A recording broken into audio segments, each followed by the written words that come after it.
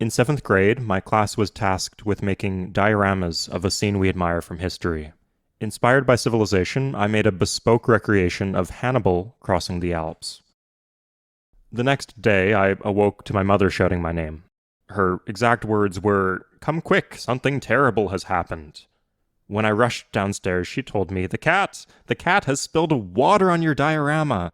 At the time, my father was in the hospital, hooked up to a breathing machine due to Guillain-Barré syndrome. And while the source of my mother's hysteria was at first a relief, it soon sunk in that this was also pretty bad. The mountains had turned to a puddle of mush. My single elephant had been scratched up and torn to shreds. My custom-painted Numidian mercenaries had turned from a bright Tyrian purple to a muddy mauve. Yes, my school project was completely broken. But it was not nearly as broken as some of the factions from the Civilization games. Today, we're talking about strong civs that break the rules and play patterns that balance the games that they're in. Where you say, this is how the game works, except for him. This is not necessarily the absolute strongest civs, but we will start the list with one of the strongest civs, and that is Poland from Civ 5. This is a case of the type of ability where, when you read it, you don't believe that that's what it actually does. For comparison, France gets double theming bonuses in their capital. That might result in some decent extra culture. Poland gets 8 free social policies. Poland does have a lot of versatility, but they're also just excellent at beating the enemy to death with the most powerful policies in the game. Rationalism is a top-tier tree.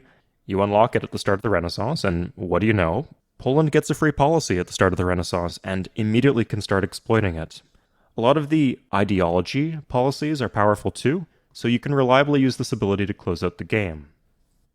Everything else about the Civ is solid, but nothing to write home about. The Ducal Stables is a bit land dependent, but give a solid economic boost, and your cavalry unit is very much less in line with Poland's cavalry at the Battle of Vienna, and more in line with Poland's cavalry in World War II. That is to say, underestimated, plays more of a solid supporting role, but it isn't the star of the show. That would be the artillery that they had on trains. Did you know that they put artillery on trains? How has this not yet appeared as a unique unit? Poland is at the lower end of our list because they don't actually break any of the game's rules, but I figured they were worth including because they completely break the game's power budget. Just as a note, typically when I make best or worst rankings, I don't account for multiplayer in the equation. It's apples and oranges, because most multiplayer games use balance mods, like MPT for Civ 3, the Pit Boss mod for Civ 4, Lek mod for Civ 5, or BBG for Civ 6. The reason these balance mods are popular is because they fix bullshit like you're about to see on this list. That plus the AI cheats on the higher difficulty levels, so it's less obvious and exploitable if your faction does the same. So for this one video, I am considering how much would these strategies dominate human players in addition to the AI. For Poland, this Civ was nerfed with the No Quitters mod. It was still powerful, and the makers of Lek mod had to nerf it again. And they're still pretty good. Number 5 on our list is the Incans from Civilization 4. Like Poland, they are notorious for being an absolute powerhouse, but they do start to warp the rules of the game in more explicit ways. To start, they are a financial civ, not too flashy, but this is by far the best trait in Civ 4. With the industrious trait, they also have a second source of additional gold. Often on high difficulty levels in Civ 4, you'll have more production than you know what to do with at your current tech level. Industrious civs get bonus production towards wonders, which can be converted into fail gold at a solid ratio. This is crucial because in Civ 4, gold is the bottleneck. You want to claim good land and expand big in this game, but with the cost of city upkeep, you go broke fast if you do it too quickly. The Incans have 2 traits that can generate extra gold, allowing them to get away with more rapid expansion. Speaking of rapid expansion, your unique building is a special granary, a strict upgrade on one of the best buildings in the game. You want granaries in most cities anyway, so getting extra culture on a granary often feels comparable to the creative trait, making the Incans feel like a civ with 3 traits. This building is nerfed in the Pit Boss multiplayer mod because the Incans were too strong. And then there's the unique unit, a warrior with a big bonus against archers. For one, this negates the early threat from barbarians that all other civs have to deal with, and of course you can just rush and kill people with this. Unlike a lot of the other civs in this video, this rush strategy works even on deity. Even if you choose not to rush, your neighbors will have to respect the threat and play more conservatively. Broken unit, broken civ. The 4th place slot on our list goes to the Huns from Civ 5. Now, if you're used to single player, you might not think too much about Attila, aside from spawning next to him being grounds for throwing your computer out the window. But right off the bat, this guy is breaking rules. For one, their unique horse unit does not require horses. I had to double check this. In Civ 6, the heavy chariot doesn't require horses, but in Civ 5, the chariot archer, which this replaces, does. I don't know what their angle was here. I guess they just wanted to give you more consistent access, but they already have a really favorable spawn bonus that puts them in terrain where horses might spawn. This is a civ that gets everything up front. 2 powerhouse unique units. One can just solo cheese a whole enemy city at the start of the match, and the other is one of the most oppressive shit kickers in the franchise. Again, they don't require any strategic resources, so you can spam as many of them as you like. In multiplayer matches, these 2 units let you have kill threat on enemy cities at times in the game where you realistically shouldn't. It's hard to think of a comparable civ in Civ 5. Most unique abilities take a little while to turn on. America and the Shoshone offer a little bit instantaneously, but the Huns start with animal husbandry. If you're used to games like Civ 2, 3, and 6, where early techs don't matter that much, this might seem like a small thing, but it instantly lets you see the horses on the map and gain more production when you slap down those pastures, while still teching whatever you need the most. And the extra +1 production on pastures that the Huns get is very strong early on. And all of this is assuming that your warriors don't upgrade into battering rams from stepping on huts, which they very well might. When it comes to early powerhouses, the closest comparison I can think of is Babylon with the free great scientist at writing. This is also notorious for being one of the most powerful civs in the game, but their bonus gives you a slow drip throughout the rest of the match. The Huns give you everything up front. They just break the scaling curve of the game, and for that, they deserve a high spot on this list. Number 3 is the Maori from Civilization 6. This one is remarkably easy to explain. First of all, you spawn in the water and get yields with no cities down. This has led to some Civ 6 wizards being able to beat the game without even planting their capital. This is transparently insane and also breaks important game rules. There's supposed to be a minimum distance that civs can spawn apart, and obviously Coupe stops that if he just sails up and plants his capital next to yours. This isn't always like a good broken. Sometimes as Coupe, you won't have any logical spots for where to expand, and playing against an AI Coupe, sometimes they will just lose their cities due to loyalty. A couple of the Eurekas become weirdly difficult too, like growing your civilization to 6 population, and Leif Erikson is really bad. But some things are definitely broken in a good way. For example, you get a big boost of era score when you circumnavigate the globe, which is trivially easy as the Maori on most maps. Many boosts are basically impossible to miss, like improving 2 sea resources or discovering a new continent. The continent stuff can get really strange. In this game, my capital city is on one continent, but every other city I have is on a different continent, making the Casa de Contratación absolutely busted. Kind of weird that a lot of the colonial-themed stuff is underwhelming except on this one indigenous civ, but whatever, I guess they did like settling new lands. But the biggest imbalance is in military, because you can go on ocean tiles immediately. The enemy cannot until halfway through the game. So you can launch a naval attack, and they cannot counterattack you until the Renaissance. You can steal workers and settlers, and as soon as you get onto an ocean tile, you are completely safe. But Coupe also breaks rules in terms of development. If the bottleneck in Civ 4 is gold, then the bottleneck in Civ 6 is the scaling cost of builders. And so you need to rush for feudalism as soon as possible to get more build charges. Coupe just doesn't rely on improved tiles that much, and he cannot harvest resources. You might eventually want to plant a forest or 2, but you don't unlock that until later, so Coupe does not rely nearly as much on builder spam. I've talked in other videos about how pillaging is important for balancing Civ 6's 1 unit per tile combat system. Coupe has fewer tile improvements, and so he can just stack units and walls in a corner, and you cannot punish him. Coupe's abilities in the multiplayer BBG mod are kept in the same spirit, but the text of what he does is completely different. With all of these changes, he is still one of the most notorious and banned civs in the game.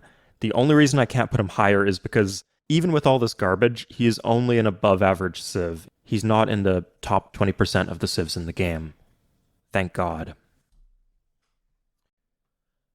Number 2 on our list is the Aztecs from Civilization 3. Civ 3 has some strong factions. The Celts, and particularly the Iroquois, are better suited for high-difficulty single-player play, but the Aztecs offer something completely absurd. So to start, the traits in Civ 3 are reasonably balanced, except for agricultural, which is a substantial cut above the rest. The despotism penalty in Civ 3 limits growth. It has an equalizing effect, making it so players with weak land can grow at a comparable pace. Agricultural takes that and throws it in the dumpster.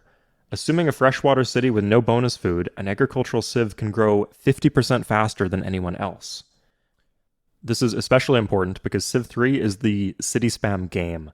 I said that in Civ 4, gold was the bottleneck, and for Civ 6 it was builder charges. In Civ 3, it's food. Overcome that, and you can gain a big lead.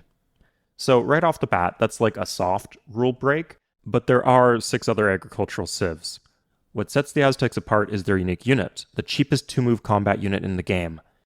Keep in mind, the big thing that expansionist civs get is the ability to build a scout, a 2-move unit that cannot fight in combat. The Aztecs get that 2-move ability just for free. It's not a 1-to-1 comparison, but they get comparable exploration, and they basically function as a 3-trait civ. The third trait, if you're wondering, is militaristic. Cheap barracks and more promotions. Throw in a mobile unique unit, and this means that you can just cheese people. Just walk 5 veteran jaguars at the enemy. There's no effective way for them to deal with this. If you build archers, then the Aztecs have kill threat onto your cities. If you build spearmen, then you can never push them out. The unit is so cheap that I've seen people sit on every single tile in the enemy's borders and just starve out their cities down to 1 population. If you try to retake a tile, their unique unit can just retreat if it is losing because it has 2 movement. With an early Golden Age and the agricultural trait, you can be pumping out cities behind this rush. This counteracts the one weakness of spamming cheap units by granting you additional unit support. Meanwhile, the enemy is completely boxed in and unable to even use their workers. This rush will destroy the AI on low to medium difficulties. On high levels, it's viable, but the enemy starts with a ton of units, so it's slow pushing through. It's often better to just save your Golden Age. In multiplayer, though, this is disgusting. Even if you respect the threat, the Aztecs can completely shut you out of the game without slowing down their own scaling at all. They're banned from QC, the agricultural trait was removed from them in MPT, and they're still in the top tier. This is a disgustingly powerful civ, and if you play against them for 10 seconds, it will be very obvious as to why. The final civ on our list does not really need a proper explanation. It is turn 79 of a regular speed game. We're in the classical era, and my settler is driving a Winnebago. This is Babylon from Civ 6. Most of their kit is fairly reasonable, solid boosts, but nothing out of the ordinary. They have one ability that completely turns the game on its head. You get a bonus to Eurekas. If you don't know, Eurekas are these little missions associated with almost every tech in Civ 6. Normally they give you 40% of the cost of the tech, but as Babylon, you just instantaneously, in the middle of your turn, get the whole tech. So instead of playing the game normally, you are instead playing an RPG, tracking all these silly side quests. You get minus 50% to your regular research, so there's no way around this. This has to be how you play the game. If you're diligent, you can adapt to all of the requirements to get the free techs, and you can get a decent science lead. That would be fair, and a strong but appropriate reward for your mastery of the game. But that's not typically what you're going to do. Instead, you will memorize one tech path that gets you balls deep into the tree, hit a power spike, and beat your enemies to death with it. So for example, build 3 archers. You now have machinery. You can pelt your Stone Age enemies with crossbow bolts. And the 3 archers that you built can actually be upgraded into crossbows themselves. But why stop there? Build 3 mines, and you get industrial zones before the Gauls do. Build 2 workshops, you can have industrialization. Build the Ruhr Valley, you get flight. So you can back up your catapults with observation balloons. What's that? You need oil to be able to build the planes? Well then, build a coal plant, and you get refining. From there, you can build an oil well, right? And what's that? You have plastics, and can build spec ops before turn 90.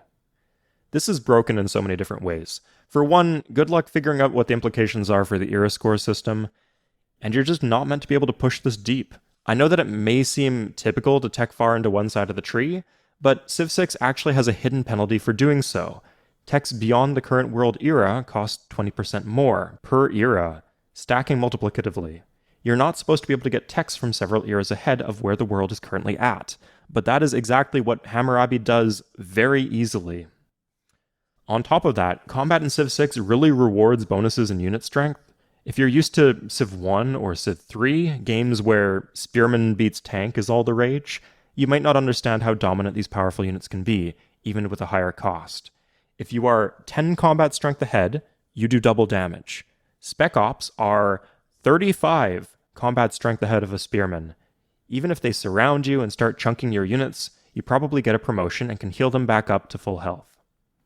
You can also teleport up to 7 tiles away, 12 if you start with an aerodrome, which you can do because you have flight. Now, this might seem like it would be a very expensive building, but the cost is actually on a sliding scale based on the percentage of the techs or civics tree that you have completed. Because you are skipping 85% of the tech tree, for you, that is actually shockingly low, and the aerodrome is very cheap. This civilization is not just broken, its entire conception is unbalanceable. It's telling that, despite Civ 6 being full of broken shit, the Better Balanced Game mod does not even try to fix Babylon. They're the one civilization where their defining ability is just completely memory hold and deleted from the game. It doesn't get any more broken than this. Alright everyone, if you liked this video, check out this playlist, it's videos in the same style, and consider subscribing. Cheers everybody, see you next time.